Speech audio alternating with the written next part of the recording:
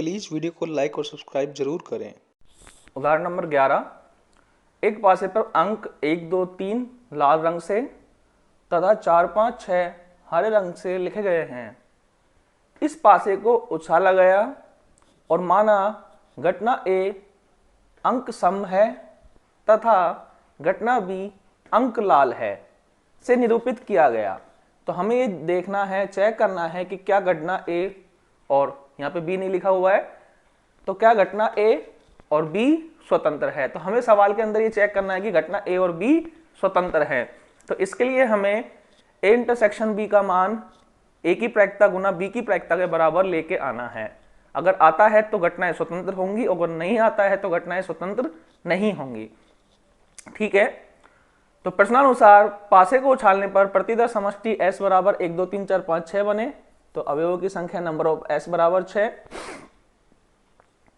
घटना ए का मतलब सम अंक आना, तो घटना ए के अनुकूल परिणाम 2, 4, 6 बने। घटना बी का मतलब लाल अंक, तो हमारे पास लाल अंक 1, 2, 3 लिखे हुए हैं, तो घटना बी के अनुकूल परिणाम 1, 2, 3 बने तथा इंटरसेक्शन बी दोनों में 2 कॉमन आया, तो इंटरसेक्शन बी में अवयव 2 आए। ए के अवयव की संख्या 3 है, बी में अवयव की संख्या भी 3 है, इंटरसेक्शन बी में अवयव की संख्या 1 है। तो ध्यान दीजिए, तो पी ए की प्रायिकता अवयव की संख्या बटा में कुल संख्या, तो 1/2 हो गई। बी की प्रायिकता भी 1/2 हो गई।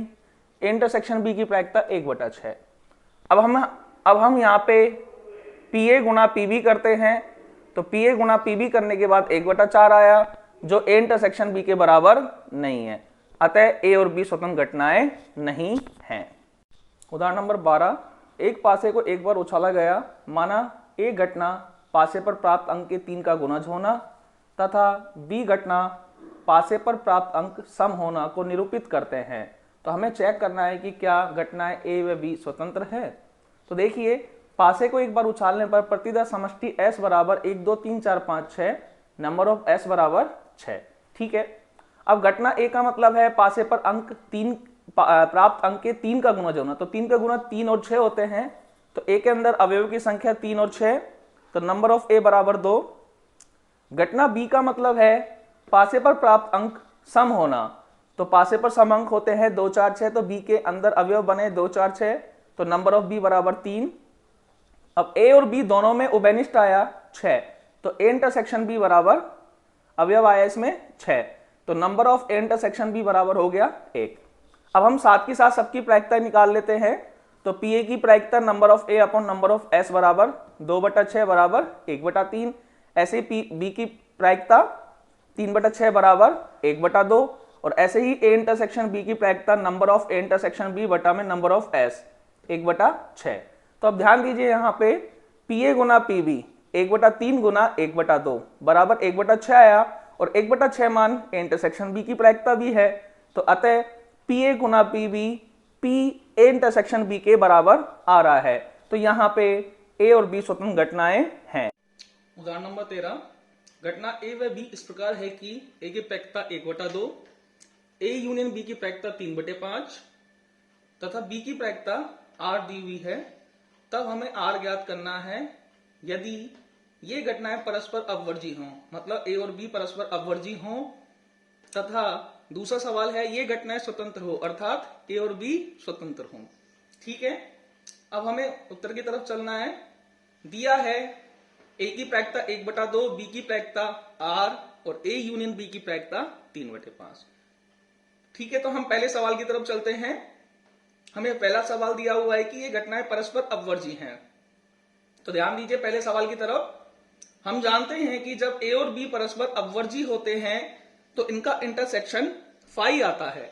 जब ए और बी परस्पर अपवर्जी घटनाएं होती हैं तो इनका इंटरसेक्शन फाई आता है। इसलिए ए यूनियन बी के सूत्र में फाई नहीं आएगा, तो ए यूनियन बी का सूत्र बनेगा पी ए यूनियन बी बराबर P A plus P B. ठीक है, अब हमने इसमें ए यूनियन बी का मान रखा 3/5, ए की प्रायिकता का मान रखा 1/2 और बी की प्रायिकता का मान रखा 8। 1/2 का पक्षांतरण किया, 3/5 में से घटाया 1/2 को, तो R बराबर आया 1/10। ठीक है, दूसरे सवाल की तरफ ध्यान दीजिए। जब ए और बी स्वतंत्र घटनाएं हैं जब ए और बी स्वतंत्र घटनाएं हैं, तो अर्थात जब ए और बी स्वतंत्र घटनाएं होती हैं तो उनका इंटरसेक्शन की प्रायिकता उनकी अलग अलग प्रायिकताओं के गुना के बराबर होता है। ठीक है, तो यहां पे ए यूनियन बी के सूत्र में P A plus P B minus A intersection B आएगा, क्योंकि जब स्वतंत्र घटनाएं होती हैं तो ए इंटरसेक्शन बी का अस्तित्व होता है, और जब घटनाएं अपवर्जी होती हैं तो ए इंटरसेक्शन बी का अस्तित्व नहीं होता है। तो यहां पे इंटरसेक्शन बी का उपयोग होगा ए यूनियन बी के सूत्र में। तो हमने ए यूनियन बी का सूत्र लगाया, ए यूनियन बी बराबर P A plus P B minus A intersection B. ठीक है,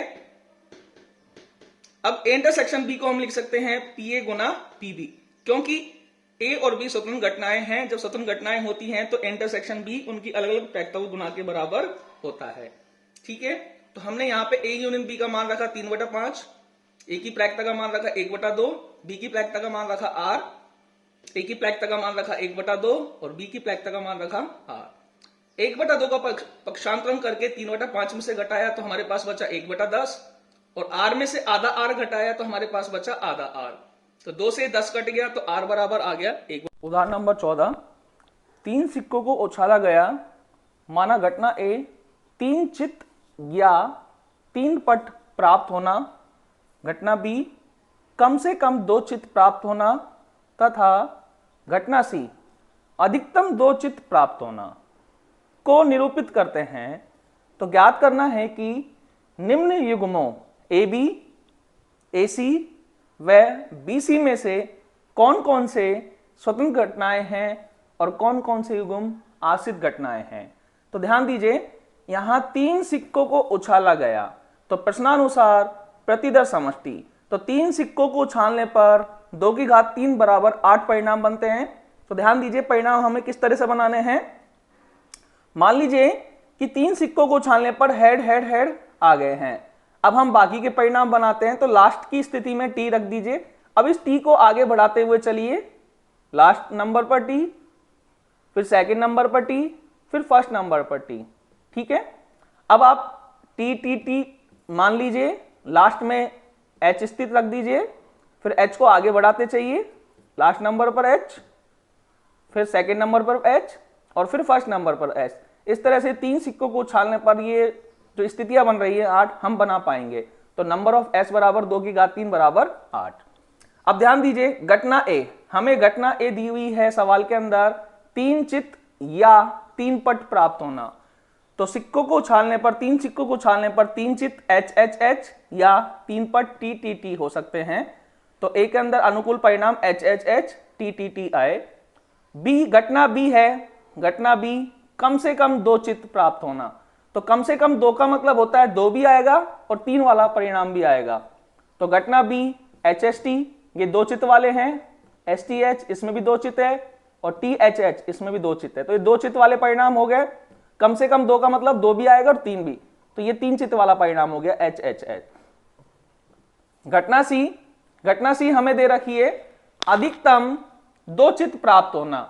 तो घटना सी का मतलब है अधिकतम 2 चित प्राप्त होना। तो 2 चित का मतलब होता है, अधिकतम 2 चित का मतलब होता है 2 चित भी आएंगे, 1 चित आएगा, फिर 0 चित आएगा। तो अधिकतम का मतलब घटते हुए और कम से कम का मतलब बढ़ते हुए होता है। तो ध्यान दीजिए, अधिकतम 2 चित, तो पहले हम 2 चित की स्थिति लेंगे, H S T, S T H, T H H, तो ये 2 चित की हो गई। फिर हम 1 चित की स्थिति लेंगे, S T T, T S T, T T H, तो ये 1 चित की हो गई और 1 भी चित की नहीं, टी टी टी। ठीक है, तो यहां पे ए की प्रायिकता, तो ए के अंदर 2 परिणाम है और कुल परिणाम 8, तो 2/8, 1/4, तो ए की प्रायिकता 1/4। बी की प्रायिकता, तो यहां पे बी के अंदर 4 अवयव हैं, तो बी की प्रायिकता हो गई 4/8, तो 1/2। सी के अवयवों की संख्या 7 है, तो सी की प्रायिकता हो गई 7/8। ठीक है, हमें यहाँ पे स्वतंत्र घटनाओं के बारे में जानकारी लेनी है, तो यहाँ पे हमें निम्न घटनाओं का इंटरसेक्शन भी निकालना पड़ेगा। तो ध्यान दीजिए, ए इंटरसेक्शन बी, तो ए और बी में क्या उभयनिष्ठ आ रहा है, तो ए और बी में एच एच एच वाला अवयव उभयनिष्ठ आ रहा है। तो ए इंटरसेक्शन बी के अंदर आया एच एच एच। ठीक है, बी और सी के अंदर, बी और सी के अंदर H S T, S T H और टी एच एच, ये 3 स्थितियां बी में भी हैं और ये 3 स्थितियां सी में भी हैं। तो बी इंटरसेक्शन सी के अंदर उभयनिष्ठ आया H S T, HTH THH, ठीक है। ऐसे ही A और C में उभयनिष्ठ, A में तो TT है और C में भी TTT है, तो इंटरसेक्शन C में उभयनिष्ठ आया TTT। अब हम यहां पे इंटरसेक्शन B की प्रायिकता निकालते हैं। तो इंटरसेक्शन B में अवयव की संख्या 1 है और कुल परिणाम 8, तो 1/8। B इंटरसेक्शन C में अवयव की संख्या 3 है, तो B इंटरसेक्शन C की प्रायिकता 3/8। इंटरसेक्शन C में अवयव की संख्या 1 है, तो इंटरसेक्शन C की प्रायिकता 1/8। अब हम बारी बारी से सबको गुना करते हुए चलते हैं। तो हमने PA को PB से गुना किया, 1/4 गुना 1/2 बराबर 1/8 आया। तो हमने देखा कि 1/8 मान इंटरसेक्शन B का भी है, ठीक है। अब हमने B की प्रायिकता को C की प्रायिकता से गुना किया, तो 1/2 गुना 7/8 बराबर आया 7/16, जो कि बराबर नहीं आ रहा है B इंटरसेक्शन C की प्रायिकता के। ध्यान दीजिए, अब हमने A की प्रायिकता को C की प्रायिकता से गुना किया, 1/4 गुना 7/8, तो आंसर आया 7/32। यह भी बराबर नहीं है इंटरसेक्शन B की प्रायिकता से। तो उपरोक्त स्थिति से हमें स्पष्ट है कि A और B स्वतंत्र घटनाएं हैं, परंतु AC और BC आश्रित घटनाएं हैं, ये स्वतंत्र घटनाएं नहीं हैं।